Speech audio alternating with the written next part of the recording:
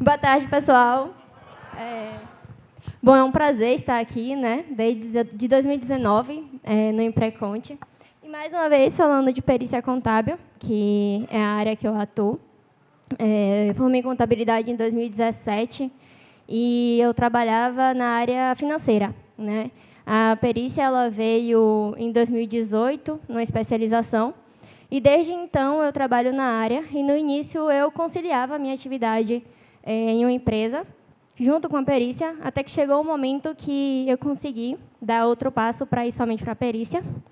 Hoje eu atuo com perícia ainda e também estou como servidora lá no Tribunal de Justiça, mas eu vim aqui passar para vocês hoje sobre honorários periciais. Por que eu escolhi esse tema? Né? A gente já conversou aqui sobre como entrar na perícia, a gente já conversou também, acho que em 2019, sobre a minha trajetória. E, dessa vez, esse ano eu escolhi os honorários periciais, porque eu vejo muitos colegas vindo até mim, perguntando assim, Mari, um advogado entrou em contato comigo, tem um cálculo para fazer, tem uma demanda, ou então eu tenho interesse em entrar na área e eu não sei quanto é que eu cobro. Eu não sei como é que eu faço essa proposta de honorários.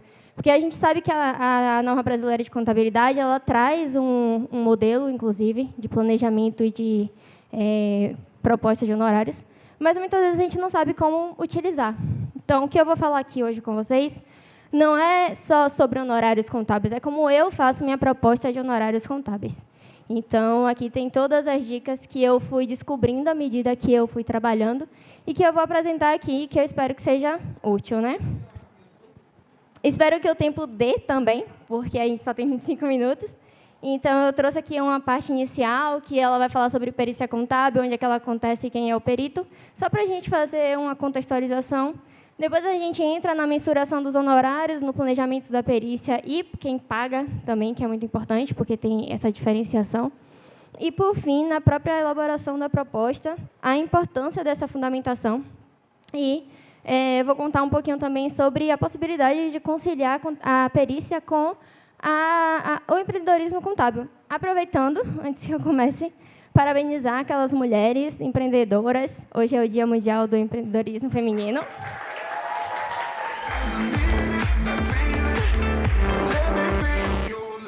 Vamos lá. O que é a perícia contábil? A gente tem a norma que traz a conceituação de perícia, mas, de forma prática, a perícia ela sempre vai acontecer quando tem um conflito. Sempre quando algo precisa ser esclarecido, quando tem duas versões, quando tem duas apurações e você precisa encontrar aquilo que é o realmente devido ou aquilo que é fato, a gente vai precisar da execução da perícia. A gente tem a perícia médica, a gente tem a perícia na engenharia e a gente tem a perícia na contabilidade. Um sócio está querendo sair da sociedade, ele quer receber a parte dele. Quanto é que ele vai receber? Quanto é que a outra parte acha que tem que pagar? Então, a perícia ela vai existir no contexto de um conflito, não necessariamente no conflito litigioso, mas num conflito de versões, de opiniões, e sempre quando existe uma suspeita também. A gente tem a norma brasileira de contabilidade, que é a TP01, que ela fala dessa parte, mas essa palestra aqui ela não é para ser pesada, ela não é para falar de norma, a gente tem interesse mesmo na parte 2. Então, eu só trouxe aqui a questão de onde é que a perícia acontece. Ela acontece judicialmente, que são aquelas pessoas que elas querem se inscrever no Tribunal de Justiça, e ela pode ser nomeada pelo juiz, mas você pode também trabalhar com perícia sem fazer a sua inscrição nos tribunais, e sim trabalhar para as partes, para as empresas, que é realmente uma grande fonte de renda também. Tá? Então, a perícia ela vai existir na Justiça do Trabalho, são aquelas causas trabalhistas. A gente vai ter perícia na Justiça Federal e perícia na Justiça Estadual também. E quem é que pode atuar como perito? Acredito aqui que todos aqui sejam contadores, ou grande parte. E, se você é contador, se você tem o registro no conselho e você está habilitado para executar a sua atividade como contador, você também pode ser perito. Então, muitas pessoas questionam sobre a obrigatoriedade do Cadastro Nacional de Peritos Contadores, do CFC. É um cadastro importante, é algo que dá um diferencial no currículo, que hoje alguns tribunais, inclusive, já exigem no momento da nomeação por um juiz. Mas, se você quer trabalhar com perícia e você não tem, você pode começar a trabalhar. E depois, né, à medida que for trabalhando, você se preparar para fazer a prova. E o perito, é interessante falar que ele tem a figura, né, do nomeado, que você precisa estar cadastrado no tribunal. Você pode ser o assistente técnico, que é aquele contratado das partes, né, porque cada parte ali ele tem interesse em preservar que os seus argumentos eles sejam sustentados, inclusive tecnicamente. E o perito ele também pode ser um especialista contratado de forma voluntária, por exemplo. Essa semana, um condomínio entrou em contato porque eles precisam verificar as contas do antigo síndico. Então, há necessidade de fazer a perícia nesse caso. Muito especificamente, não se trata de uma auditoria, porque a gente consegue diferenciar que não é uma questão de apresentação das demonstrações, e sim uma suspeita que existe nas contas, e são contas específicas que a gente vai fazer a perícia. Então, nesse caso, é uma contratação de um especialista de forma voluntária do condomínio. Então, não é uma perícia judicial. Vamos supor aqui que... Na verdade, eu vou fazer uma pergunta. Quem aqui é dono de escritório? Quem aqui já recebeu um contato de um advogado perguntando se faz cálculo? Qualquer cálculo. Quem aqui já não soube como responder quanto é que cobra? Isso é o mais normal. Isso é muito comum. Na verdade, eu posso dizer com segurança que a melhor forma de saber quanto cobrar é quanto mais a gente faz trabalho, porque não é fácil a gente mensurar horas, a não ser que a gente já tenha experiência em realizar aquilo. Então, como é que a gente vai mensurar esses honorários? Qual o modelo que a gente pode utilizar e quem é que vai pagar para a gente? Como é que a gente começa, né? O primeiro ponto, e isso aí é a minha estratégia, tá? É a gente conhecer o conflito. O que é que eu vou analisar naquela perícia? O que é que eu vou fazer ali? Né? O que é que está acontecendo? Aí a gente vai entender quem é que está acusando quem é que está se defendendo, quais são os argumentos que estão ali envolvidos. Então, o primeiro passo é sempre conhecer a lide. Você pede cópia do processo, você tenta entender melhor, manda um áudio aí, né, para me explicar melhor, então, conversa com o advogado. E aí, a gente vai para o segundo ponto. O segundo ponto de mensurar os honorários é você identificar o objeto da perícia. Porque não adianta você achar que você vai pegar uma perícia, e eu falo isso por experiência própria, que eu achava que fazer perícia era a gente encontrar todos os erros de alguma coisa. Vou virar perita, vou pegar lá, vou identificar tudo que tem de erro. E, na verdade, não é assim. A gente precisa ter um objeto, que é aquilo que a gente vai trabalhar, e sobre esse objeto a gente vai ter um objetivo. A gente precisa saber o que é que a gente vai fazer com aquilo. Então, principalmente porque, quando a gente está falando da perícia judicial, a gente está falando sobre um escopo determinado por um juiz ou por um processo judicial, e que a gente não pode extrapolar aquilo que foi determinado para a gente fazer. E aí tem um ponto aqui, que é a questão dos quesitos. Acho que não está funcionando. Os quesitos. O que são quesitos? Né? Dentro de um processo judicial, as partes podem trazer perguntas ou indagações para o perito que foi nomeado pelo juiz. E esses quesitos eles são importantes, eles influenciam diretamente na proposta de honorários. Por quê? Porque, às vezes, o seu objeto é um contrato de financiamento, o seu objetivo é verificar a taxa de juros, se está abusiva ou não, mas aí vem um quesito lá que pede para o perito calcular com a forma de amortização, ao invés da tabela price, a saque. Então, ao invés de fazer uma planilha, você vai ter que fazer 2 planilhas. Ao invés de gastar 2 horas, você vai gastar 4 horas. Então, tudo isso vai impactar na proposta de honorários. E é por isso que eu trago a questão dos quesitos. Sempre quando a gente recebe o contato de um advogado, a gente pede uma cópia do processo para poder identificar justamente o ponto focal de uma proposta de honorários, que é a complexidade e a extensão dos trabalhos. Quão complexo é aquela causa e o quanto eu vou precisar me aprofundar. Quais são os documentos que eu vou precisar visualizar, o que é que eu vou ter que pedir, o que é que já está no processo e o que é que não está, o que é que a empresa tem e o que é que a empresa não tem. Então, tudo isso envolve. E quer saber um ponto que envolve também? A organização da documentação. Tem empresa que fala assim, não, a gente tem tudo, pode ficar tranquilo. Aí, quando manda uma pasta só com todos os arquivos, e você passa mais tempo separando os arquivos do que efetivamente trabalhando neles. E aí eu trouxe aqui um exemplo para a gente trabalhar junto. Tá? Eu vou precisar da ajuda de vocês agora. Aqui eu trouxe uma mini lead, um mini conflito, onde Mariazinha, não sei se vocês estão conseguindo ver bem, mas eu vou dar uma lida. Mariazinha é uma autora, ela ingressou com a ação judicial contra um banco novo, que é o réu. E Mariazinha, na sua petição inicial, ela está dizendo o seguinte, que contratou um financiamento por meio do contrato 19.11.22, que é a data de hoje, que ela contratou lá em fevereiro. E o valor do contrato é R$100 mil. Ela contratou para pagar em 24 parcelas pelo sistema Price. E ela está alegando na petição inicial dela que a taxa de juros está abusiva e que o saldo que ela está pagando de saldo devedor lá tem juros incorporados, que é uma prática de anotocismo que ela é vedada pelo Poder Judiciário. E o réu, o banco, só está dizendo que não deve nada, que está tudo certo. E aí eu vou precisar da ajuda de vocês. Se vocês recebem uma demanda assim no escritório, vocês conseguem identificar qual é o objeto dessa perícia? Qual é o ponto focal que a gente vai trabalhar? O contrato financeiro. Exatamente. A gente tem ali como objeto o contrato. Nesse caso, seria o contrato de financiamento, número 19.11.2022. É ele que a gente precisa para trabalhar.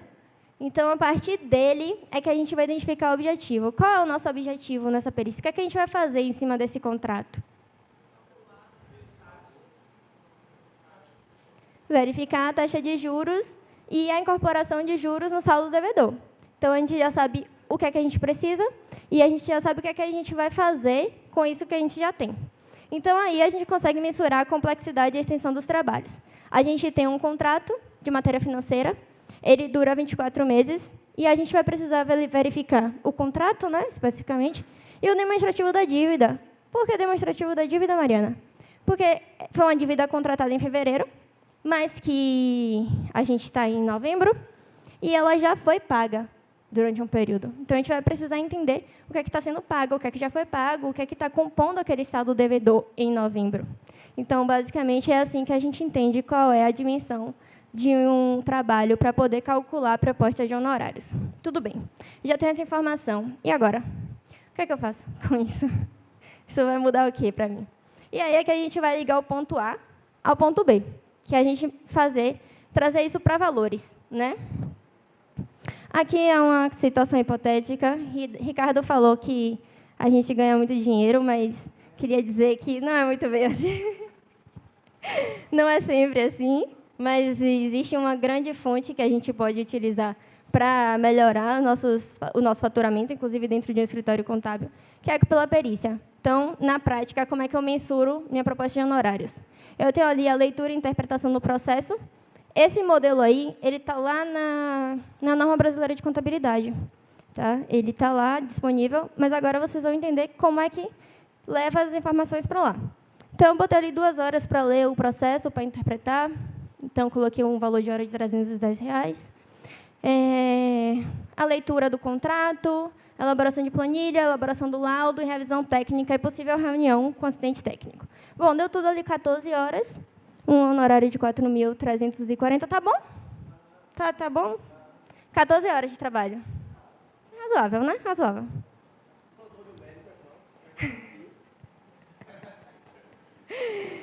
Então, a gente coloca ali, inclusive, os custos indiretos, que envolvem material de escritório. A gente também coloca os custos tributários, que envolvem a tributação, né, imposto de renda, porque perito ele não trabalha para a justiça, ele não trabalha para a empresa, ele trabalha por ele mesmo. Então, é a gente que tem que recolher nossos impostos, é a gente que tem que manter nossas despesas.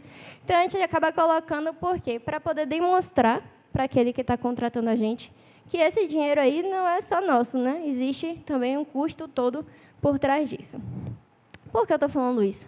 Porque é muito comum receber contestação de propostas de honorários. Tem muito advogado que chega assim, ele já aborda dessa maneira. Eu tenho um cálculo simples para fazer. Alguém já recebeu esse tipo de contato? É simples, é só um cálculo. Aí você fala, não, tudo bem, eu consigo fazer, mas quando você vai ver, não é só um cálculo. Nunca é só um cálculo. E aí a gente precisa demonstrar. E quanto mais uma proposta de honorários ela está bem fundamentada, mais difícil fica daquela proposta ser contestada. Então, eu coloquei aqui. E aí tem a questão dos custos indiretos, os tributos. E tem um ponto importante aqui. A questão da quantidade de horas aplicada. Esse é o ponto importante. Como é que eu vou saber o valor da hora que eu vou colocar? O valor da hora, geralmente, ele é balizado, né, por uma divulgação que é feita por associações e sindicatos, que nos auxiliam, né, para que a gente possa valorizar cada vez mais os nossos trabalhos, divulgando o valor da hora que deveria ser cobrada. Tá? Mas acontece que, muitas vezes, acaba que a gente não consegue praticar esse valor. Né? Por quê? Porque existem outras pessoas que colocam menos, existe a própria prática do mercado. Por exemplo, quando a gente trata de uma perícia financeira, muitas vezes R$310 numa hora é um valor muito alto. Geralmente, algo que a gente trabalha é R$180, R$200 por hora. Então, já dá uma caída, óbvio, na proposta de honorários, mas a gente precisa ter, claro, as tabelas divulgadas, que são as tabelas referenciais, e a gente também precisa analisar o mercado no qual a gente está inserido. Tá? A gente não pode desconsiderar para quem a gente está fazendo o trabalho também. A gente não pode chegar para um ex-funcionário de uma empresa que saiu, a empresa nem pagou a rescisão dele, ele está ali precisando de um cálculo para juntar no processo, te procura, e você quer cobrar R$2.000, R$5.000, porque você calculou, é meio complicado. Então, você tem que entender a necessidade, e se for um cliente que não interessa, simplesmente você pode indicar outra pessoa que vai conseguir fazer aquele trabalho e vai conseguir ter sua remuneração, que entender que é viável. E aí a gente tem um ponto importante que é bom destacar, que é a questão dos honorários complementares. O que é isso, Mariana? Quando a gente está trabalhando para a justiça, a gente faz uma proposta de R$10.000, vamos supor. E aí a gente fez toda a perícia, a gente entregou o nosso laudo, e as partes chegam e apresentam outros documentos. Ou chega depois e faz outras perguntas, trazem quesitos que, além daquelas planilhas que a gente apresentou, a gente vai precisar apresentar mais 4, 5. E aí você chega para o juiz e fala, meritíssimo juiz, tudo bem, eu faço, mas me remunere por isso também. E aí a gente pode pedir a questão dos honorários complementares. Existem situações de honorários fixados, que é quando o juiz fala assim, nomeio Mariana para exercer o encargo, e a remuneração é R$700. Ponto. Você é obrigado? Não. Porque o perito ele pode, né, ele tem direito à escusa por motivos que estão resguardados lá no Código de Processo Civil.